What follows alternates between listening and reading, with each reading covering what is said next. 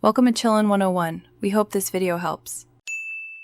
In this video, I will explain how to replace an EGR valve on a Jeep Wrangler. Before you begin, ensure your engine is cool and disconnect the negative battery terminal for safety. You'll need a good set of sockets, a torque wrench, and new gaskets for the EGR valve and its connecting tube. Having these essential items ready will make the entire process much smoother and safer, preventing unexpected delays.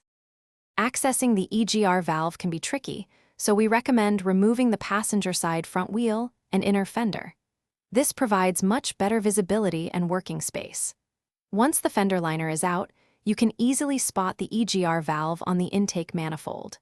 Carefully disconnect its electrical connector, remembering to release any locking tabs and detach any vacuum lines. Now it's time to remove the old valve. First, unbolt the EGR tube from the valve itself, usually with 8mm bolts. Then, tackle the two 10mm mounting bolts holding the valve to the engine.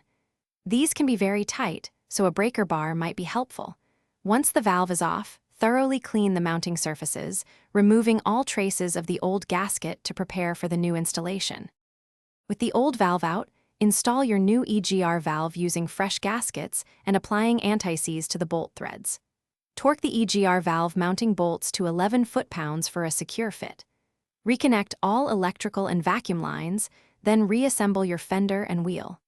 Finally, reconnect the battery, start your engine, and check for any leaks or diagnostic trouble codes to confirm a successful replacement.